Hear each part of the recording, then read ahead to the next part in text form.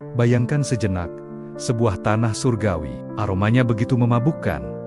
Sampai raja-raja di Eropa pun rela berebut, rela berlayar ribuan mil demi mencicipi wangi cengkeh dan pala dari sana. Tapi di balik kemegahan aroma rempah itu, ada genangan darah yang tak pernah kering. Sebuah kisah yang mungkin terlupakan, namun jejaknya masih terasa hingga hari ini. Tahun 1605 Masehi, sebuah kapal asing berlabuh di perairan Ambon.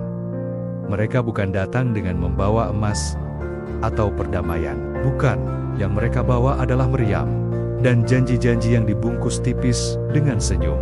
Mereka adalah VOC, Verenigde Oostindische Compagnie, kongsi dagang Belanda yang ambisinya melebihi kerajaan manapun. Pertama, mereka mengusir Portugis yang sebelumnya telah bercokol di sana.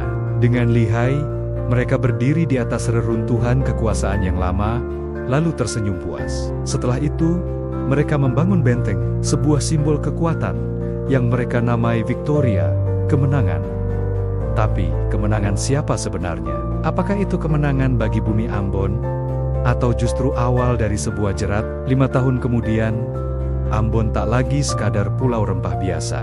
Ia diangkat statusnya menjadi markas utama VOC di seluruh Nusantara. Dari sanalah, kendali penuh dipegang. Mereka mengontrol segalanya. Harga rempah, jalur pasar, bahkan nyaris seluruh sendi kehidupan dan kematian rakyat Ambon. Para petani cengkeh yang dulunya bebas, kini mendapati diri mereka diborgol oleh kontrak-kontrak yang licik dan harga jual yang sewenang-wenang. Harga ditentukan oleh VOC, bukan oleh kerja keras para petani. Dan yang paling menyakitkan, jika panen terlalu melimpah, hingga dikhawatirkan harga di Eropa akan anjlok, apa yang mereka lakukan? Mereka memaksa petani membakar hasil panen mereka sendiri. Ya, dibakar. Istilahnya adalah ekstirpasi, sebuah kebijakan keji yang tujuannya hanya satu: menjaga harga rempah tetap selangit di pasar Eropa, demi keuntungan mereka sendiri. Bisa dibayangkan, bagaimana hati petani remuk redam, melihat hasil jerih payah mereka hangus menjadi abu. Tentu saja, ada saja yang mencoba berontak, mencoba berdagang secara diam-diam. Tapi VOC tak tidur. Mereka punya armada kapal yang siap berpatroli, menjalankan pelayaran hongi. Setiap ada pergerakan mencurigakan, mereka akan mengejar. Tak kenal ampun, siapapun yang tertangkap basah, yang ketahuan mencoba melepaskan diri dari jerat mereka, bisa lenyap begitu saja tanpa upacara, hilang di telan laut, atau dipaksa menyerah pada kekejaman mereka. Kita mungkin selalu berpikir bahwa VOC hanyalah sebuah kongsi dagang, sebuah perusahaan komersial. Tapi kenyataannya, mereka jauh lebih kejam, jauh lebih ambisius daripada sebuah negara manapun. Coba bayangkan, mereka hanya butuh satu kantor dagang saja, satu bendera perusahaan, untuk berhasil menjajah ratusan pulau, menguasai seluruh kekayaan alamnya, dan membengkokkan nasib jutaan jiwa. Bagaimana caranya?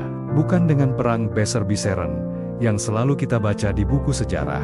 Ambon dijerat bukan dengan kekuatan militer semata. Bukan.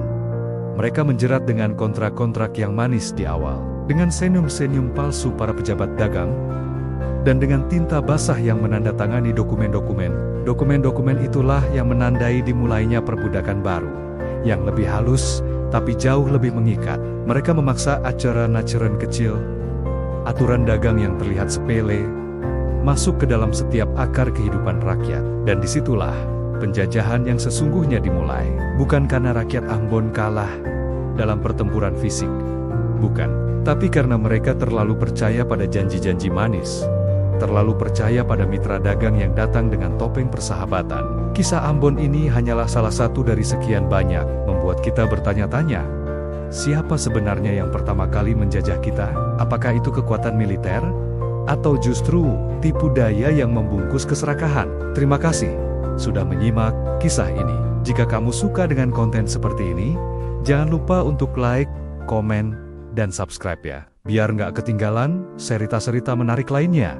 Sampai jumpa di video berikutnya.